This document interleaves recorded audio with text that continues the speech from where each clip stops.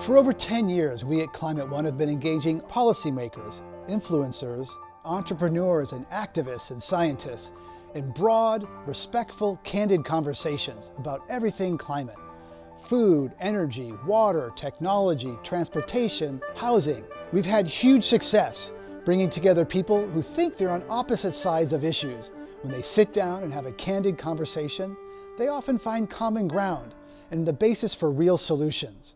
We're emotional beings. Thoughtful, inclusive conversations create the conditions in which the changes we want to see become possible. So I want to hear from you. When you talk about climate, how do you talk about it? More importantly, what do you want to be talking about? With whom? Join the conversation. Even make your own video. Invite your friends to join you. Let's talk climate.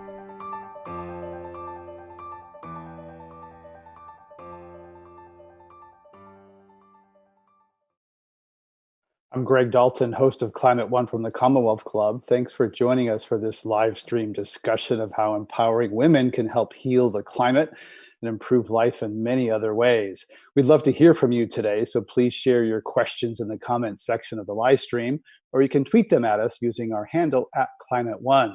For future Climate One discussions on coronavirus, economic disruption, human behavior, and all things climate, you can sign up for our newsletter at climateone.org. You can also subscribe to our podcast. It drops every Friday and is available wherever you get your pods.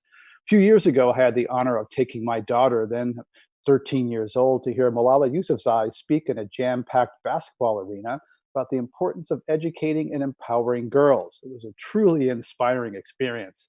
In a receiving line backstage afterward, my daughter and a friend had their photo taken with Malala, and I said to her, "What you're doing is very important for the climate." She seemed surprised and her head tilted back as she processed what I said. My sense was she didn't think of herself as a climate person at that time. Malala wasn't really talking about climate. She's starting to do that now, talk about the connection between educating girls and climate.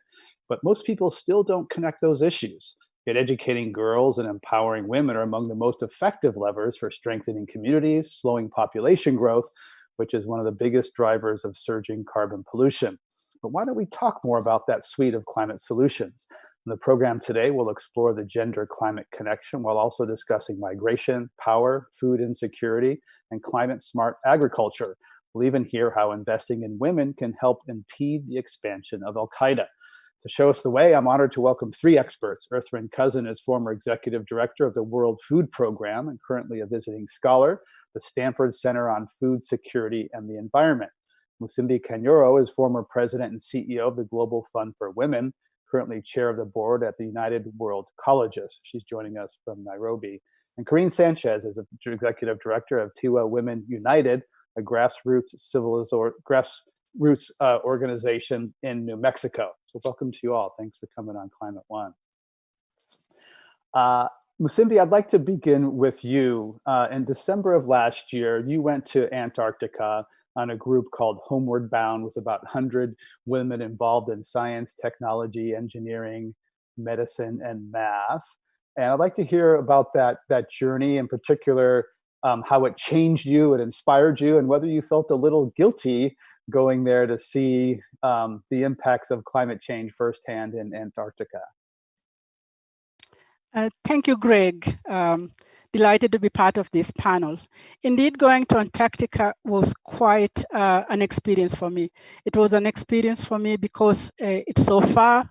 I know a lot about the fact that most of the world's water is in the Antarctica. And I knew very well that it was supposed to be covered by snow and ice. So there were facts that I knew, but I didn't know what a personal experience would mean. Traveling with women scientists from many different fields meant that we could learn about the impact of these fields, because the objective of the trip was a scientific expedition to specifically understand and speak about climate change while experiencing some part of the world where we can see something that you can hold on and hope for and say, if we keep our world safe and secure and do not disturb it, this is what it would look like, because part of Antarctica is still really whole, and they can't stay Right. whole if. Hey, Musimbi, I'm sorry. Can you just ask you to just move your mic down a little bit? We're getting some of your breath in the record. Yeah, let's try that. Yeah, thank you. Yeah. The Antarctica is quite whole, and so we spend time learning 6 hours every day about climate change in different ways. How does it impact different people, different places, and how can each one of us take the leadership that is needed? I have always been in the leadership of women and advocacy work, and so was already involved in matters of climate change. Um, but what changed me was the ability to be with these women, many of whom were researchers, water managers, engineers from the Heathrow Airport, for example, medical practitioners that treat people not only on their physical health, but also mental health, etc. And really putting together how all of these things come together, and we can speak about climate change from many different possibilities using both data from science as well as the experience of people. Now, the change for me, which is what you asked me to talk about, the change for me was that I was at the intersection of changing from a life of being a full-time advocacy for women in the grant making area in sexual reproductive health, as I worked with a foundation that worked on that before, and specifically also in the past working with girls. And I was trying to define for myself areas where I might lay a lot more emphasis, and had been working strongly with women who are interested in climate change, like Mary Robinson, for example, and wanted to create a place for myself to be active for climate change. And so that trip changed me. It told me that I can actually change the way of speaking and speak about how climate change has impacted the people in the place where I grew up, because I know it really well.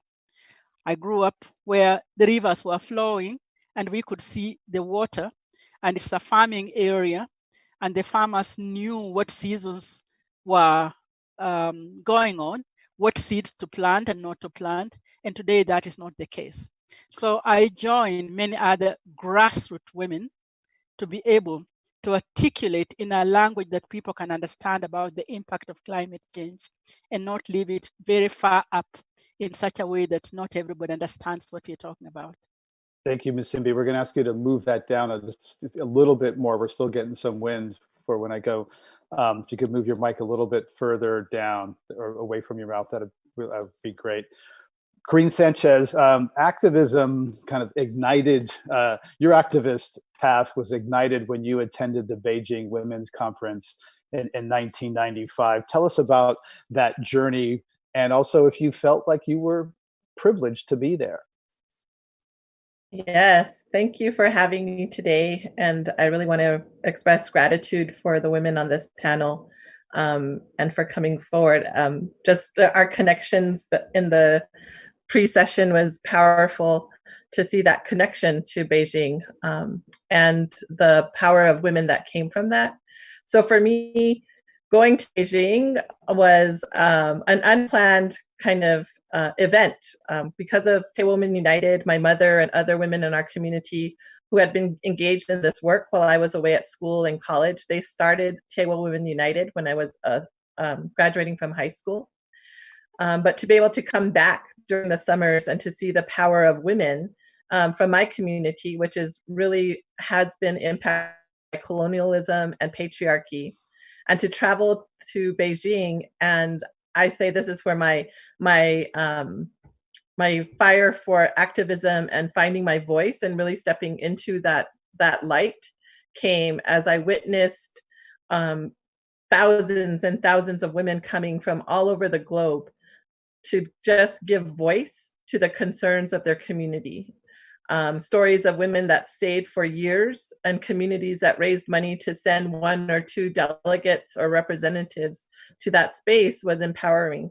And for me as a young Indigenous woman who heard and understood genocide, the colonial history of our communities, the understanding of what that meant as far as impacts on economics, impacts on our access to health and education, what was taken away from our communities, our languages, and how that was related to environment. So coming from my Tewa community, my Tewatoa community, it's about the wholeness. It's about the interconnection. It's about understanding what happens across the globe is a direct result of what we're doing here, and what happens there is a direct result of what we're experiencing.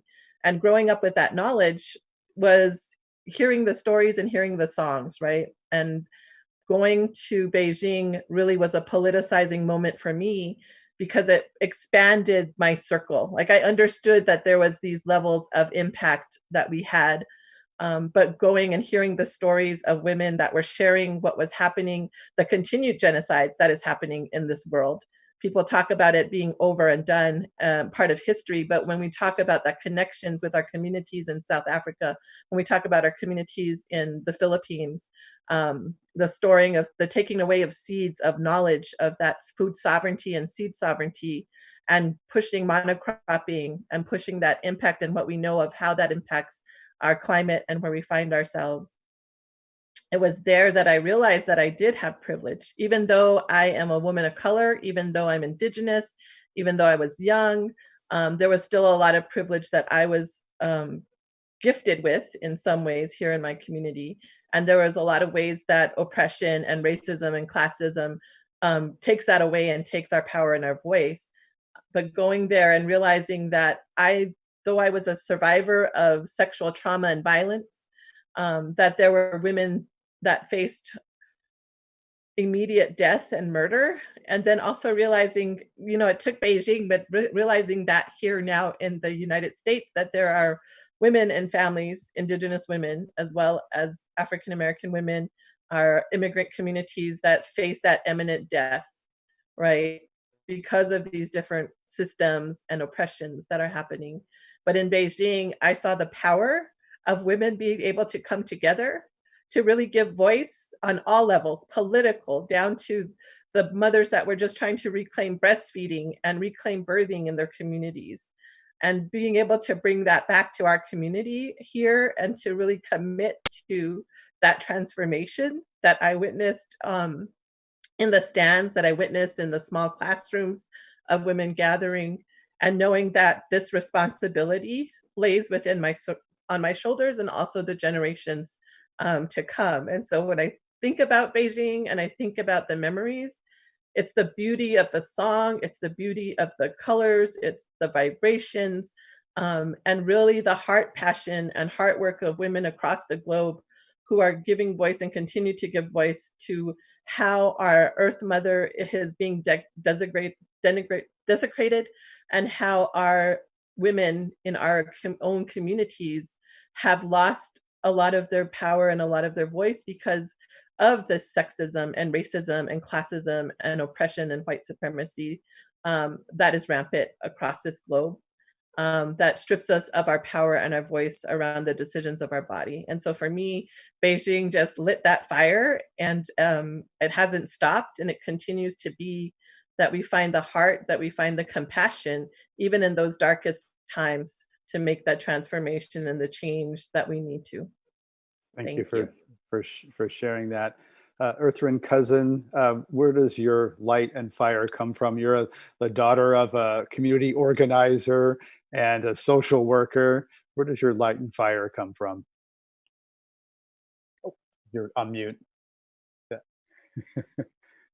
I smile when I listen to powerful women like Corrine and Musimba, and hear their passion and voice, and share in agreement in so much of their experiences. I was born this way. I've always said there's a book inside me waiting to be written. And the title of it is going to be Born This Way. Growing as the oldest child of, as you note, a social worker and a community organizer, and I often say before Barack Obama made it popular. at an early age, it was important to my parents that their daughters understand that though we lived in the inner city of Chicago, we grew up in a community called Lawndale, which is on the west side of the city of Chicago. And lots of books have been written about the challenges of this community, that we were blessed with two parents who had the ability to educate us and to give us an understanding that we were in the community, but not of the challenges of that community. And so they often drove us to communities where people had more and communities where people had a lot less, to help us understand what disparities meant in real terms to real people, and to give us a sense of responsibility for not just self and family and community, but ultimately that grew into responsibility for nation. And as my experiences progress, to global community, and recognizing that we have both the opportunity to and the circumstances that demand that we all work together to ensure that we can provide for the sharing of prosperity across racial lines, gender lines, and color lines. And that does not come unless each one of us accepts that responsibility. Thank you. Musimbi, I'd like to go to you, and can you say something? We just want to test your mic there. You're on mute, Musimbi, but if you can, there you go. Yeah. Yes. Can we just test your mic? Just say something, because I want to make sure that mic placement works. This work really is inspired by women and young people. Great. Thank you. I think that works, Arnav. So, Musimbi Kanyoro, when many people hear climate change, they think of a polar bear, maybe a coal-fired power plant, maybe a solar panel. They don't think of a woman carrying water or a woman in general. So help us understand the connection between climate and women's issues, women's education, and women's empowerment. Those associations with the, say, polar bears not being able to have a place to be comfortable are relevant, and they are important, or us retaining a global warming of 1.5 degrees is good scientific knowledge. But indeed, they are difficult for most, shall I say, normal people to understand and associate with. They are not wrong, they are just difficult. And sometimes they do not help people to engage. Those of us that are working now in the area of climate change have begun to use a frame of climate justice. And when we use the word climate justice, the really focus is to try to think about the people that are impacted by the climate change, so that we can be able to tell the story in such a way that people can actually associate it with something that they can identify with. So, for example, there are rains and floods going on right now as I speak to you in my own country. People's houses have been swept away. A woman who was on the media yesterday talking about her family talked about the fact that she was a farmer woman, and in their farm, they had all the harvest was ready for being harvested, and some of it sold, some of it used in the family, and it was all swept away. So she has no house to go back to. She has no food. She has no income. And then she showed her two children, small children, who are likely to be probably affected by pneumonia or bilharzia or any of the other waterborne diseases and cold diseases. And then we are at the time of the COVID-19 as well. These people, these communities could not talk anymore about distancing themselves, distancing themselves from each other. They could not talk about wearing masks. They could not talk about anything that we have in place about cleaning their hands, because the water flows that are coming out of the floods are no longer clean water to clean their hands. All of that was swept away. Now, if you link that, what has happened in that place, to what has been happening in regards to climate change, that these droughts, these floods, their impact on people and their impact on communities and the vulnerability of those communities that are poor.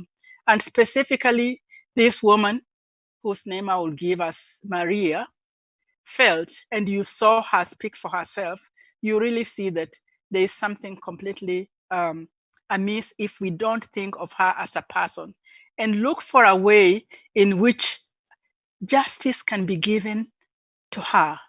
Attention on health, attention on, because when things like climate change happen, the impact on there is a difference on how, or they impact people differently. Those who are vulnerable already, like poor, those who are women, those who are children, those who have disabilities, suffer in ways that are different from people who can mitigate these changes by themselves. And so when we talk about climate justice, we want to be able to help people focus on people and know that if we have to mitigate the kind of change that will make a difference, we have to actually look at inequalities that Catherine and Corinne talked about. These inequalities make people experience vulnerabilities in different ways. And until we deal with those inequalities, our words will address only those that have possibilities to do something about it. And there are others who cannot do something about it. And so finally, I want to say that there are ways that we can talk about climate change by bringing it closer to the experiences of people, but also we can tell stories in different ways. We can tell stories in films, we can tell stories in podcasts, we can tell stories by bringing actually the actual people that have been impacted to tell their own story, and that is the loudest and the best way in talking about climate change, so that the scientists can be able to take this language of people and make it into a language that will engage people's emotions as well as people's intellectual thinking as well. Earthryn Cousin, learn to speak. People will have to speak for them. Earthryn Cousin, you've traveled a lot and talked to a lot of women, and as the former head of the World Food Program, what are some of the stories that you've seen that powerfully connect women's empowerment with climate resilience and climate justice along the lines Musimba just mentioned? I was listening to Musimba and nodding my head, yes, yes, yes, because her articulation of the experiences that my travels have given me just provide more evidence of where the anecdotes that I can bring to you are based upon the experiences, not just of the women I saw, but women around the world. For example, when I was in South Sudan, after it became South Sudan, and we were meeting with women in the fields who had migrated back from Sudan after that war, and we could talk a great deal about the conflict ongoing in South Sudan, but let's just talk about that period of time when there was hope and women were given equal access to the seeds, to the tools, to the financial support, as well as to the training that was necessary for them to plant and grow maize. They were so proud to have the ability to grow a crop with other women in their cooperative that for the first time gave them financial resources, which gave them voice in their households. that they did not previously have, because they were able to bring money into the house. And they were able to, their collective efforts to support the school fees that were necessary for their children, as well as addressing the their own empowerment, as we like to say. And the women said to me, this was the first time that they felt listened to. But what we know is that the effects of climate change result in more erratic rains.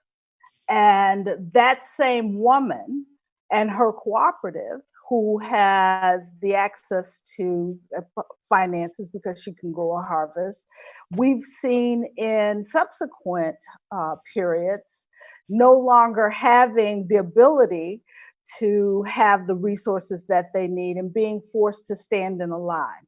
And what my experiences tell me is that when we give women equal access to the training, to the tools, to the finances, that they will grow the food that is necessary to avoid their need to stand in those lines. But that means that we need more climate resistant, we need more drought resistant seeds. We need more research into agriculture that is smarter, that will ensure that when the rains affect the ability of the crops to grow, that we have early warning systems that provide for the type of changes that are necessary, that continue to ensure the ability of that woman, her community, to have the opportunity to provide for both her food security and the economic security of her family. I have never, in all my training, all of my work, met a family who wanted to stand in a line for food. Everyone wants to feed their own children. But when the circumstances don't allow them the access to that opportunity, it requires that we provide the provision of assistance that is necessary. And so we know, and I'll just say this to so we can move on, but we know that the projections of population are to 9.5 to 10 billion people by 2050, which means that we need to increase production of food by some 50% by 2050. We also know that women are the agriculture laborers that between 40 and 70%, for an average of 43%, 70% in some other countries. And we know that despite that,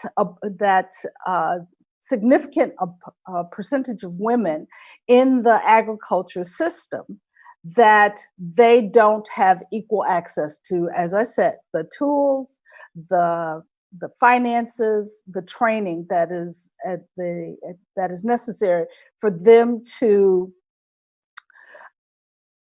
produce the harvests that are required in a climate affected world. What that means then is that we can't solve the growing need for food access unless we equally invest in those women. If you're just joining us, we're talking about women's empowerment and climate change at Climate One. I'm Greg Dalton. My guests are Earthryn Cousin, former executive director of the World Food Program, Musimbi Kanyoro, former president and CEO of the Global Fund for Women, and Corinne Sanchez, executive director of Tiwa Women United, a grassroots civil rights organization in New Mexico. I'd like to talk. Evelyn Ajwang is a nurse and midwife who also teaches family planning and reproductive health in small towns and villages in Kenya. We asked her about the obstacles faced by the women she works with. women in Kenya normally are not mostly economically empowered, so they depend mostly on men in terms of their livelihoods. So even whatever the woman would want to do, she has to get permission from the husband. So this would be a challenge mostly in terms of decisions on matters reproductive health. The husband has to agree with whatever she wants to do. And then the issues of myths and misconceptions surrounding reproductive health and family planning. For example, that when a woman is using family planning, either this woman will become infertile in future, which is not true, it's a myth. When you use family planning, you can deliver an infant with the malformation. These are myths that are going around within the community that is affecting uptake among women of reproductive age. We realized that men were not well conversant with issues of contraceptives and also family planning. They were very green and ignorant. So what we did is we targeted men with information. Then they were realizing, hey, if we plan our families, then the health of this woman would be better. And also we are telling them that when you have a larger family, your economic status is also not stable. The challenges on population health and environment are integrated. There's no way one can ever separate the three. Because with a larger population, meaning lesser resources available to these communities, then these people will be using the available natural resources. You know, the resources keep on depleting. There are some communities that don't allow women to plant trees. They were saying that when the women plant trees, then that would be a taboo. That community will be cursed and will be affected for a longer duration in terms of either deaths or them not receiving rainfall. When you empower a woman, you empower a whole community. Because when you give knowledge to this woman, and this is something that is factual, we've seen it, this woman is able to deliver this information to the whole community, and this thing will spread.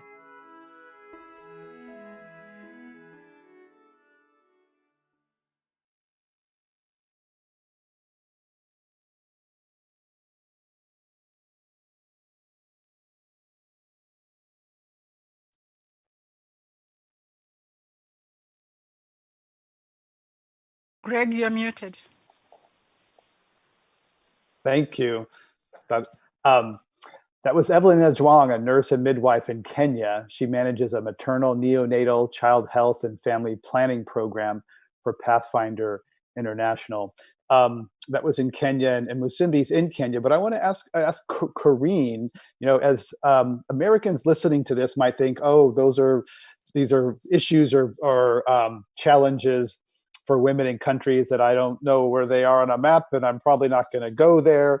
How do you see some of those issues as relevant to the communities you work with in New Mexico in the United States? Karine? Yes. We've been involved in reproductive justice issues, I think, since the beginning of the organization in 1989. There's no way that we as women cannot be involved in reproductive justice issues because it involves our bodies and our choices and the long-term productivity or reproductive ability of our communities. And so I come from this in many different angles of thinking about contraceptives and thinking about reproductive health and thinking about a lot of different challenges that our communities face. And as communities that have had a targeted genocidal strategies against our communities, right? When colonialism happened, rape and assault and murder of our children and our women were a part of that strategy. It still continues to be a part of the military strategies across the world to wipe out communities, to take away their cultural sense of being, their mother tongues, and that knowledge that I just heard my sister speak about around corn and fields and the memories of our seeds. So when we talk about this memory of seeds, not only those that we plant in the ground, but those that we carry as women, the memory of those seeds continues to be things that we need to nurture and things that are influenced by the social, economic, surroundings of all of us, our societies and our communities. We talk about that in particular because of historical trauma, intergenerational trauma, and individual complex trauma that we know passes through generations and passes through seeds as well. So my sister was talking about maize and corn and drought-resistant seeds. And we know as communities that grow up in these environments where they are challenged by different seasonal fluxes, rains, droughts, that our seeds learn this. Our seeds are remembering. And so those seed resistant and drought resistant seeds exist. And those have been taken away from communities like the Philippines, like Africa, where people wanted to give monocropping, right? Give certain seeds that don't germinate after just one cycle. They're not fertile after that. We have corn sizes and varieties that come from all across the world that are tiny, that are really, drought resistant to those, we see big yellow corn. But that diversity helped to sustain all of our communities across the globe. And when we talk about reproductive justice and needing to nurture the seeds of our women, research has shown us that women carry the seeds of their grandchildren, right, already in that in our being. And so when we talk about the impact on generations because of climate change, because of other contaminations that may come to our communities, and as I speak one as a Tewa woman from my community that at one point in history was down to 100 people. And in this time of COVID, I know across the world, people have heard how Indigenous communities here in the United States are threatened by COVID, right? Smallpox wiped out large populations of our communities, so that biogenetic warfare has continued to occur. And as we don't understand the impacts that climate change, that different floods, that different things that in this web continue to be, we don't know what other non-living viral microbial, what we call relatives, creatures, whatever you want to term it, exist and how those come into being. And so as a community that has seen that impact of reproduction, we also had forced sterilization of Native women in our communities. We've also had the practice of people bringing in contraceptives and practice and testing those in our communities. So I know that there's this upside and there's also this dark history that we really need to understand when we talk about long-term contraceptives and hormones and all of that impact on our reproductive health. And when we talk about the power and voice of women to choose. And I agree that as we become more educated and we have this medically accurate information, this exists in our Atking Healthy Sexuality Body Sovereignty project that we've been implementing in our communities. As we give people medically accurate information, we trust that they're going to make the decisions that best support them and their families.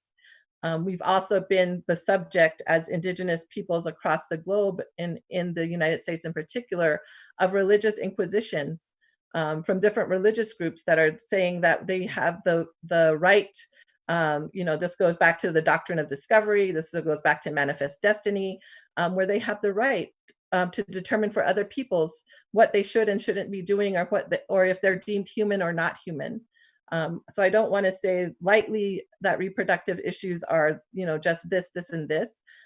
They are about understanding that complex history and understanding the impositions of other people's religions and beliefs on other peoples. And how do we recognize the humanness and the humanity of all of us? And I want to go back to where we're at in this country of the United States, this colonial space, where African-American babies are being murdered, not just in the womb, but as individuals throughout their lifetime. That our children, women of color, people of color's children are being murdered because they're being seen as different.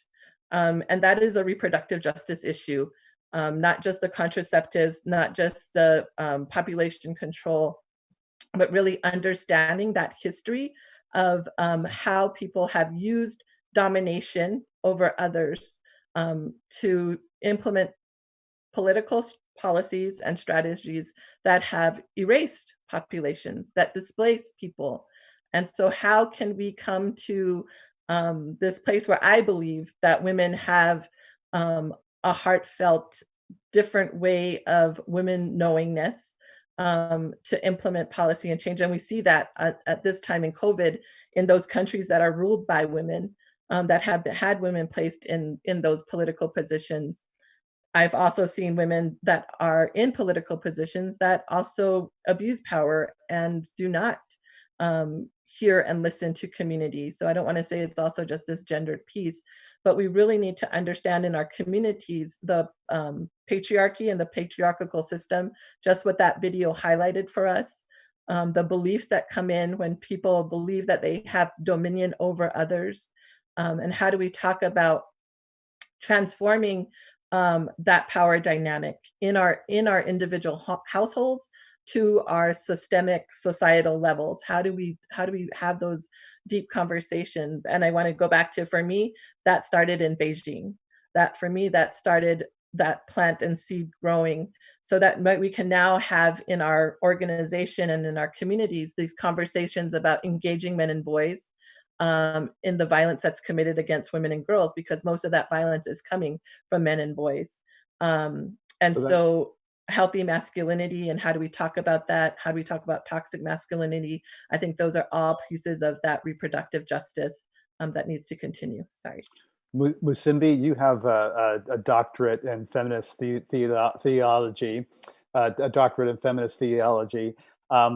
Does addressing climate change mean sort of attacking patriarchy, some of the deep-rooted systems? We often talk about climate change as solar and wind and types of energy and power. Is there a different type of power, gendered power, male power and dominance that Corinne just talked about? Should that be part of the climate conversation?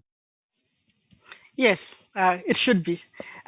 Talking about any feminist, whether they are coming on it to it from a social perspective, from a secular, from a theological perspective, etc., really talks about justice. And one way for us to be able to ensure justice for women is to be able to address patriarchy, because we are all victims of patriarchy. Patriarchy is a system, and it's a system that gave privilege to male persons and underprivileged the female persons. We as women and men are all victims of it, and we need to be able to speak out against it, to be angry about it, and to find ways in which we can be able to right what is wrong in regards to equality. And I think many people are working on this from many aspects of their lives, and in climate change, as well as in the areas of sexual reproductive health. We cannot be able to get to the right answers without also addressing patriarchy. I do want to say some things that can be also confusing, which Corinne has talked about, and I agree with everything that she has said about misusing women's bodies from outside without them having their own voice to decide on what is best for them. It's a difficult area, but when we think of sexual reproductive health for women, we think of it in terms of many different directions. I have learned by working for many years with Global Fund for Women, working with other organizations that address women, etc., that the health issue for women is important. If we are able to say, for example, in Africa, we say that 89% of all women are in the informal sector supporting the most important aspect, food on the table, kids, etc. And if we are able to say things like 80% of farmers in Africa are women, how are they going to be able to run their work if every year, every 9 months, they have another child? It impacts on their health, their ability to be able to work. Women spend on the continent of Africa, for example, 40 hours a week on just fetching water alone before they even do the other jobs that they have to do. So when we talk about making accessibility, reproductive health for women, we want women to be safe and to be healthy. And this covers many ways. It may cover family planning, which might be about spacing kids or deciding when you are when a woman wants to have a child and with whom, so that it's not forced. It might be about pre or postnatal health. It might be about contraception. It might be about having access to safe abortion. It might be about ability to get the information, age-appropriate information at the right time. Currently, I just want to say I'm very inspired by the courage of young people, because young people are able to see quite a lot of how these things are interconnected. And I think that we should invest in women and the leadership of women to be able to get the differences that my sisters on the panel have talked about. But we should also invest in young people and in the education of young people. And I see through the colleges that we work within the United World Colleges, many young people are really providing leadership in these areas.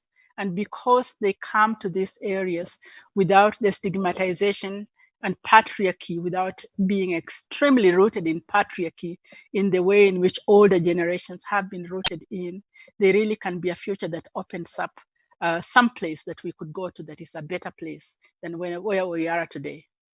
If you're just joining us, we're talking about women's issues at Climate One. I'm Greg Dalton. My guests are Earthren Cousin, former executive director of the World Food Program, Musimbi Kanyoro, former president and CEO of the Global Fund for Women, and Corinne Sanchez, executive director of Tiwa Human United, a grassroots civil rights organization in New Mexico. We're going to go to our lightning round. We'll ask a quick association of our guests. I'll mention person, place, or thing, and ask for their first response from their heart, off the top of their mind, unfiltered.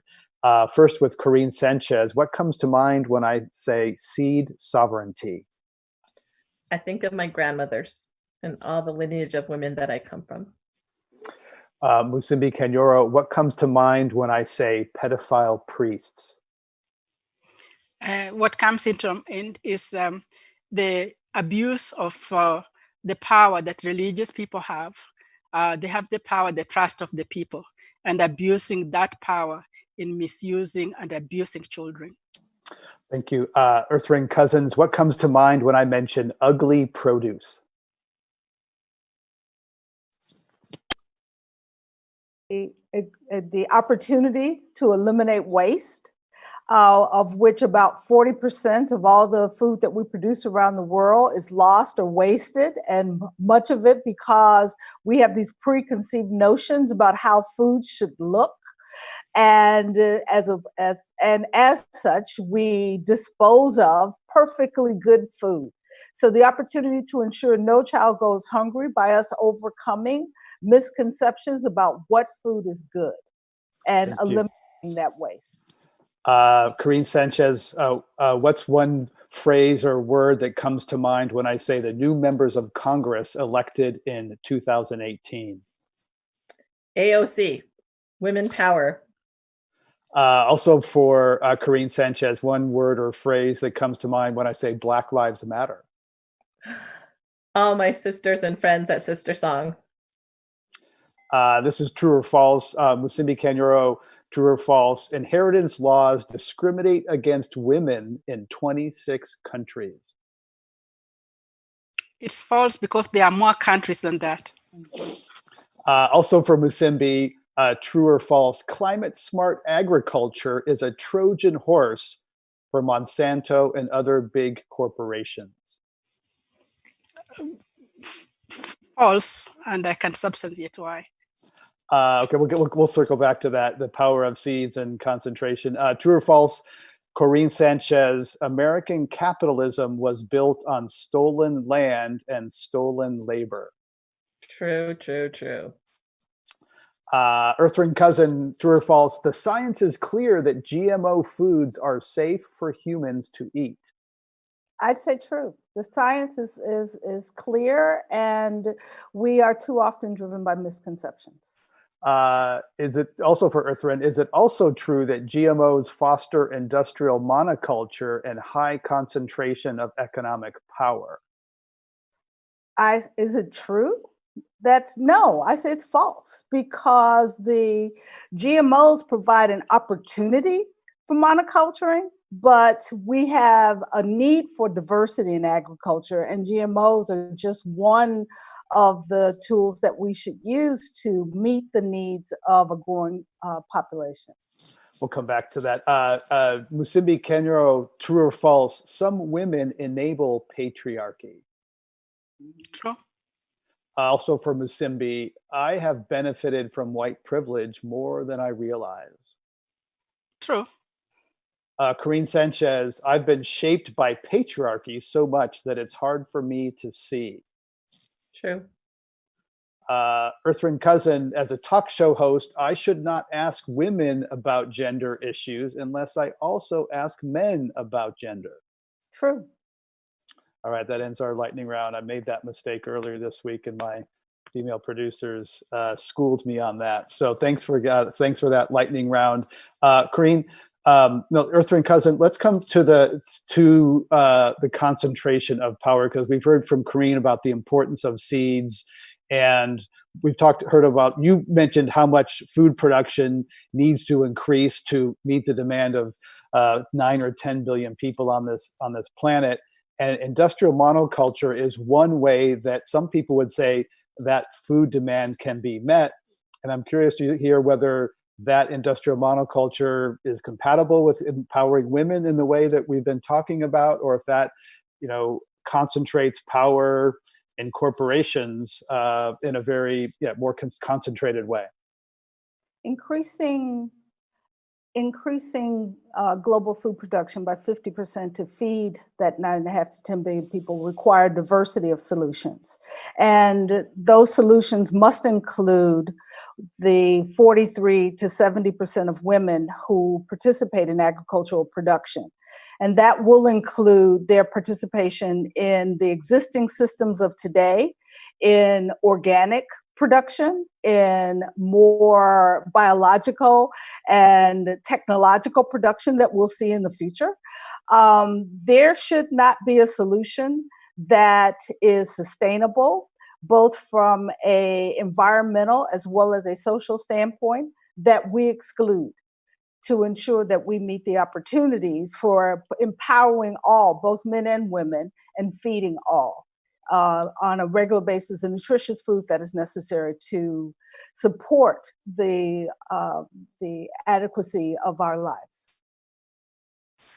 I'm interested, Musimbi, how you see, GMOs and industrial scale monoculture. Are those in conflict at all with empowering women in agriculture? I have been at two sides of this debate over the years. And I think that I had the biggest change when there was a large famine in Ethiopia. And I went to Ethiopia for work, and the GMOs were, and other different ways, seeds and so on, and quick growing foods were being encouraged so that people would be able to survive from famine. And I found that all of the words that I used to have to condemn the GMO were done just from a safe place, when you are not there in the middle of famine. And I changed my mind.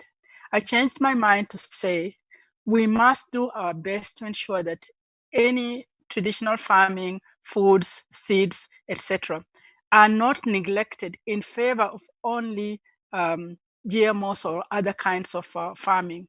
But we must know that there is a place sometimes, and for all of these other possibilities, scientifically grown foods.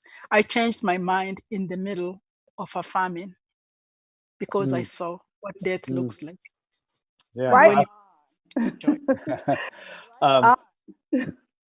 It's the reality. When you've sat with people who benefit from science, you know that there is a place for science that will provide the access to the necessary food. It should not be to the destruction of natural crops, historical crops, the ability of farmers to access the traditional seeds and to grow traditional seeds. We need a diversity of solutions.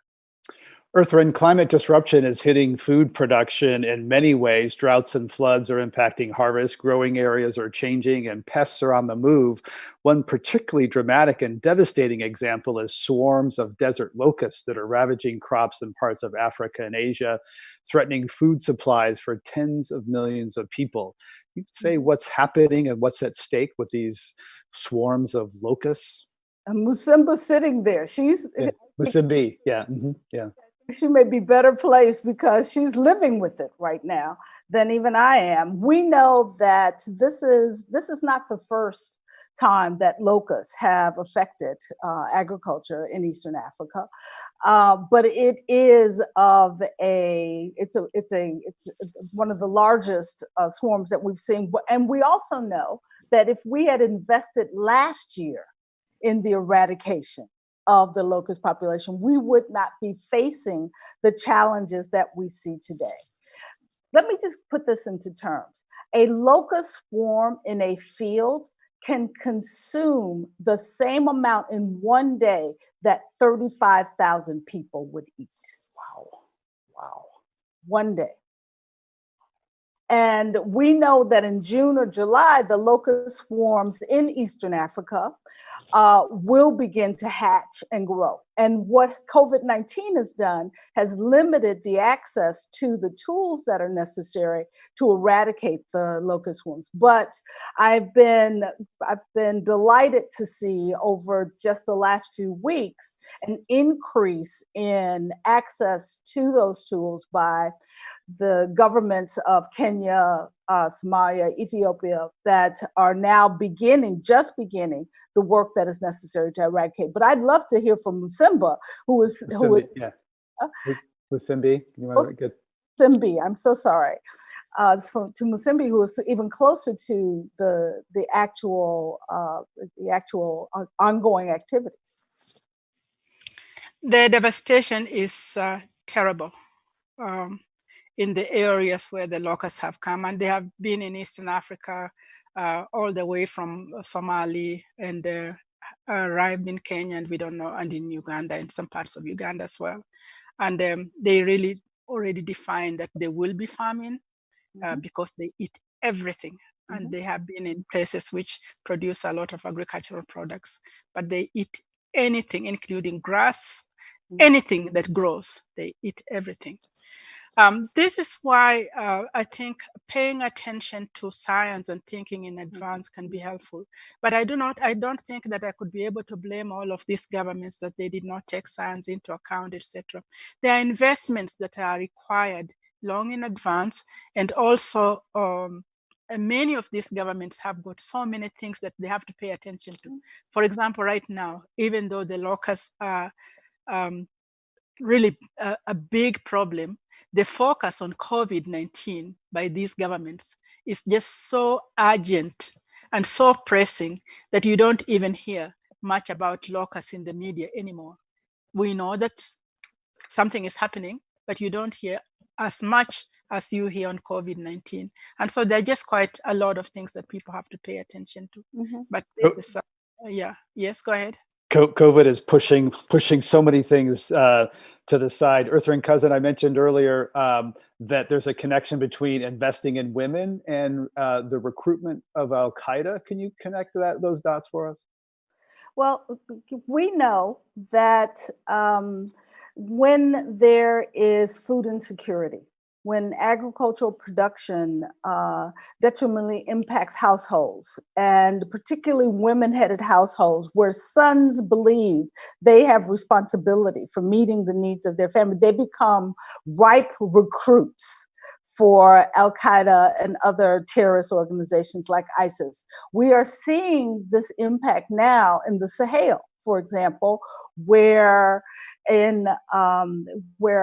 ISIS and Al Qaeda related groups that have now infiltrated into Burkina Faso, Mali, Niger, are now working to recruit the sons of in families where they provide food and as an incentive for those boys, those young men, to join their organizations.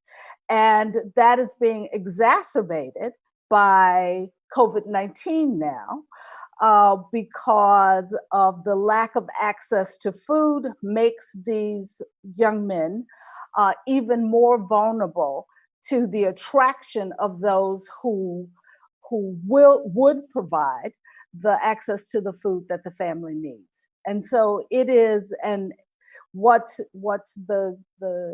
climate and now COVID-19 are doing is exacerbating the challenges of poverty and low human development in households that are in areas that have been infiltrated by terrorist groups and organizations, to making those young men vulnerable to the appeal of these groups. And so we know that the investment in agriculture, the investment in food security, the investment in economic opportunity provides a stability in a household, and ultimately the stability in a community that limits the attraction of terrorist organizations. Thanks. If you're just joining us, we're talking about women's empowerment and climate change at Climate One. I'm Greg Dalton. My guests are Corinne Sanchez, Earthring Cousin, and Musimbi Kanyoro. Corinne Sanchez, you shared earlier, appreciate you being vulnerable and sharing, some very painful personal experiences with childhood abuse. And a lot of activism is fueled by anger. And yet you've chosen love and transformation over anger. So can you tell me about how you've overcome your anger in relation to your motivation for activism? I think my anger is still there. I don't think I feed it as much. I think anger and trauma can like close in your mind to see the possibilities, and understand, getting to the cause, instead of it just being individual, to really understand the systemic causes of those violences. And I want to speak to, the economic piece, right? We know that if any human has all that they need to care for their well-being, the dangers of all these drugs and other things get limited. You're not going to go for that if you're well fed, well taken care of. You have that caring, loving attachment and bonding with your family and your community. And so those are really key points for us. And understanding like the personal violence that happened to me is related to the colonial history that continues to happen and exist for women across this globe, and that patriarchy and that white supremacy. And so I feel like I've come to the place, because of the women in our organization, because of this grounding and spirituality and the connection to wholeness and well-being, to really, and also being inspired by those leaders that I feel across the globe that have faced the most horrendous violations and abuse, have come to that place of seeing the love in their perpetrators, in their violators, and wanting to hold that peace, because we know that an eye for an eye will make all of us blind, and that's not necessarily the route that we want to go. It's how do we understand and transform in these moments, that darkness to light. And so I feel I've had some really good mentors and role models in women and men in my community and across the globe, that I feel give out that nurturing leadership, that leadership that understands that we are connected to one another, regardless of the color of our skin, regardless of where we live, regardless of our class, regardless of our educational levels, that we are all connected to one another. And so I continue to get inspiration from that. I know that the continued well-being of my community doesn't just exist in the Tewa people here in my area, that it's connected across the globe to all of our communities. And that light and love, I know seems like fluff, right? But there's a lot of this places around we're trying to shift behavior with COVID and mask wearing, that we're really looking at the love for ourselves and the love for others, in order to understand and move that. but it also takes action, right? It takes the action, and love is just that energy. It's the same as anger and hate. It's an energy. So if we're feeding more of that positive energy across the world, I feel like we're going to make some huge transformations. And right now in this moment, we have that opportunity to think about the biodiversity, the diversity across economic systems, across our world, across gender, across class. We need that diversity in order to have a healthy system. There is no way that we can just be one dominant way over all the others. And I feel like for myself, the compassionate leadership and the empathetic leadership that I'm seeing rising up in communities is driven by that. But I also want to say that the anger is still there. I still get riled up. For me, that anger comes out. I think a misinterpretation for people in feelings is also that women are more, that we cry more. I think that's our anger turns inside out, right? And so instead of lashing out, there's this way that it comes to be released. And we need to honor all of those different perspectives. And I like to say this right just here, that in my growing up and maturing, that I've really thanked anger for getting me through the darkest times of my life, and helping me to survive. And that there is now a time and place that I need to put that type of outburst anger aside, and that I need to incorporate a more open perspective, a more holistic perspective, a more broader perspective. And I feel like healing justice in all the work that we're doing around economics, around gender issues, around reproductive justice issues, that we really need to embrace healing justice in those platforms around what justice is, so that we go through these and we don't end up in that healing where we were before, but we take those lessons and we end up in a different space that I hope is integrating a lot of what we're learning, and bringing that forward in a transformative place for our young people. Because like my sister, I believe that young people are the place that we need to do this investment in order to transform and continue this transformation in our world. And I just want to say that I'm grateful for all of you here, the knowledge that was shared on this panel. It just inspires me and gives me more perspective in moving forward in this work. And I'm really great. I also want to give a shout out because we have a World College here in New Mexico, and the students have come to our organization and have volunteered their time to learn about our community, to give back into our gardens. We have a Healing Food Oasis garden. We also have a doula program. And so all of these things we know are the interconnection to the revival of midwifery and that knowledge in our communities. And I'm just really grateful for the women and men who have helped to shape me, and also the political movements that have helped to shape me. Thank you. Thank you. Musimbi, you've worked in some, based in Silicon Valley. Now you're in Nairobi. The world seems to be turning inward these days with COVID. We're kind of sheltering, thinking about me here now. We hear a lot about community. We're talking about, women's communities around the world. I'd like to hear your thoughts on how, is community strengthening now? Because it seems to me the world's going the other direction. We're kind of sheltering because of COVID and what's happening in the politics of the United States. Yeah, I'm observing, and we who don't live in the USA right now are also quite keen to see what is happening, because you're really out in a pedestal. Everybody can see what is happening in the USA. I see it right from here in my room, in our sitting room here. We see what is happening, and sometimes wonder. But and that aside, I think that there are three areas that I worry about COVID. One is that we had grown in the world a very strong globalization, and sought globalization as something that is good. So for example, in our United World Colleges, the reason that we bring students from every part of the world to study together in a particular college is so that we can be able to overcome the fear of differences and see that we are all human together, and we can achieve a lot as human together. COVID has in some ways destabilized some of that, because we had to hide quite quickly, get into our geographical places, and even not just stay in your geographical place, but inside your house. and stay locked in. And we don't know what that is going to do to us. But at the same time, let me show the other aspect of it.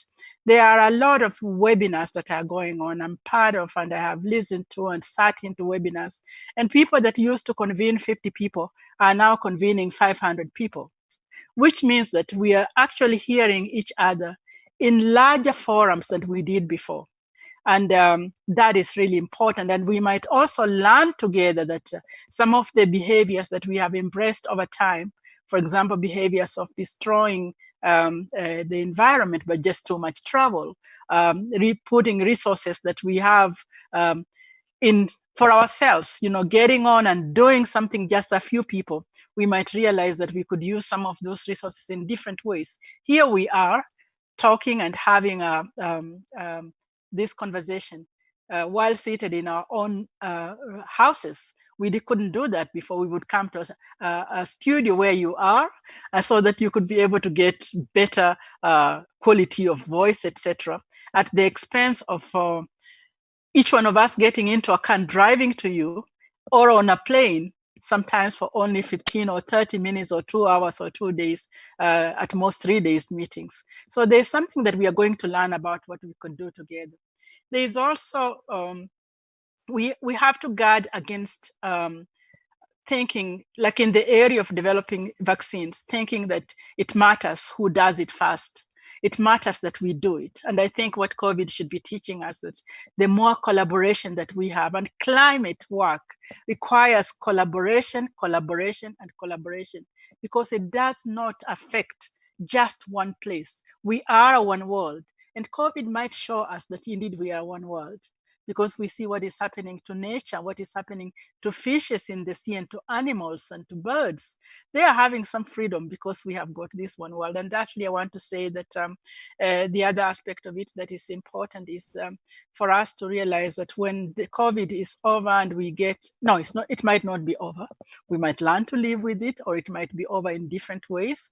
But when we get a vaccine, where many people need to get this vaccine, we have to see that COVID has already shone light on the fact that the most disadvantaged ones are even more disadvantaged in the impact of COVID on their lives. We've seen in the USA, we hear of the African American communities on our continents that are so-called developing countries. You will see that we don't have infrastructure that will be able to help us mitigate as much as some of the other places. So when a vaccine is available, to be human, we have to say everybody needs these vaccines, and not privilege those people that have resources for the vaccines, because that is not a way to go forward into the future if we have to be one humanity together. We are getting close to the end. I want to get in a couple of quick questions from our people watching the live stream. This is for Earthring Cousin from Alice on YouTube. What challenges and opportunities do American women have to engage with climate change activism? Briefly, Earthring. American women are uniquely placed, just as Musimbi was just saying, to the communication tools that advantage our ability to connect with women around the world. Our biggest challenge as American women is seeing ourselves as the center of the problem rather than part of a global humanity that requires the participation of women from around the world. And so as American women, our challenge is to overcome our natural instincts as Americans to think that the solutions must be invented here, because the solutions for women will be invented by women and brought forward by women from across the global community, and we all need to embrace them, whether they came from women leaders here or from women leaders in other parts of the world. Another question from Barbara on Facebook. If governments were to ask their citizens to help by considering having smaller families, would that offer some new perspective to break the historical oppression that some women have experienced? That's Barbara about smaller families breaking the historical oppression that some women have experienced. Karine or Musimbi? Karine? Corinne. Okay. I think it's much more complex than that. Would the government asking me to do this when the government has implemented a lot of violences against us as Indigenous women? I find that as a challenge. I think our government should give us all access to universal health care, to access to contraceptives for free, all of these things. And then I think that women will make the decisions that best are in support of them, which in reality, when you look at it, when we're well supported, we're making the decisions to not have children. We're making the decisions to look at our budgets and our economies and think about that. So I think when you give women access to all of the information and the tools that they need, that you're going to see that it does impact population in the ways that being forced to or being imposed to may or may not show. And I say that I also know that this is a challenge in COVID too, because we're asking people to wear masks. The government is asking us, right? Because we know that it helps slow the virus, it helps slow the spread, and we're also pushing back against that as a liberty, right? As a right. Like, why would they tell us to do this? So I think we need to think about this in all of those aspects. And if our government was really a loving and caring and supportive and empathetic government and was teaching that as a core value from the top down, that we would have a very different response and a different way coming from us as opposed to shouting individual rights. I come from a communal place here in my community, and our governments have had us locked down and have us have these other things.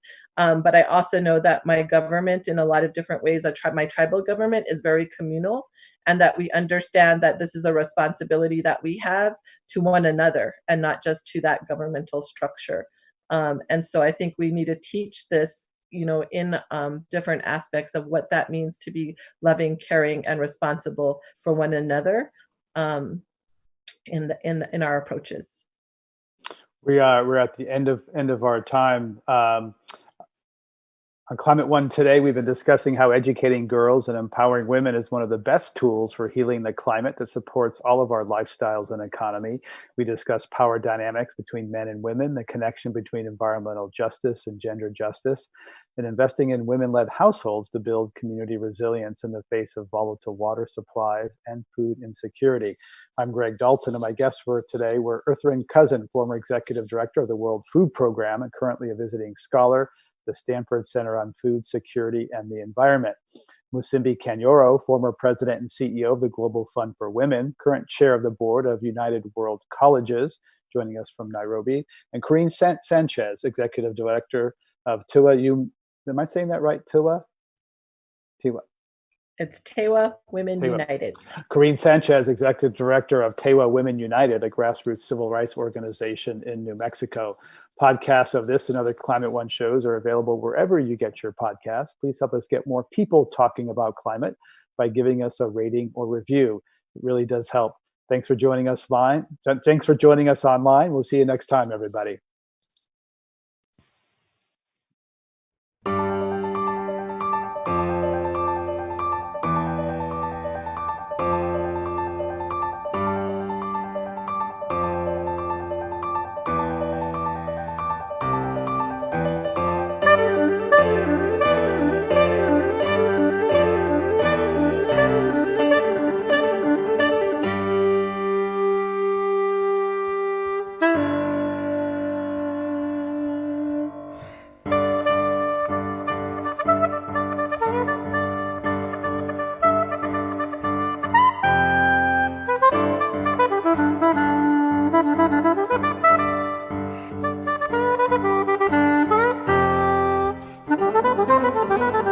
Thank you.